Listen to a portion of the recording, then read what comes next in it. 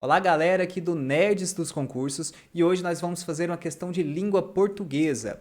E nós temos aqui uma questão da Fundatec 2019 que diz o seguinte: assinale a alternativa que apresenta a função sintática desempenhada pelo termo sublinhado na oração a seguir. Então o trecho sublinhado é uma necessidade de conscientização pública e o trecho completo é: há, no entanto, uma necessidade de conscientização pública sobre o uso de smartphones por crianças e jovens. E aí, qual é a função sintática desse trecho? Primeiro, nós temos que buscar o verbo e entender a quem é que ele se refere, quem é que faz uma ação, sofre uma ação ou algo referido a esse verbo. Então aqui é o verbo haver. E aí você deve, primeiro, se lembrar da regrinha do verbo haver. Quando esse verbo haver, ele tem o sentido de tempo decorrido, de existência, de ocorrência, ele expressa ali uma oração sem sujeito. Então ele não tem sujeito. Será que é o caso? Há uma necessidade, ou seja, existe uma necessidade de conscientização? Sim. Então vamos marcar aqui que primeiro ele é uma oração sem sujeito,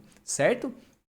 E aí, se é uma oração sem sujeito, a alternativa A já não corresponde ao que a gente espera, não é o sujeito, ok? E aí você vai se perguntar, se você então sabe que a oração é sem sujeito, há o quê? Uma necessidade de conscientização pública. Então aqui, esse trecho é o objeto direto desse verbo. Esse tipo de questão é muito legal porque é clássica em relação ao verbo haver. Então o predicativo do sujeito não é, porque ele não expressa aqui um atributo, um estado, algo assim relacionado ao sujeito.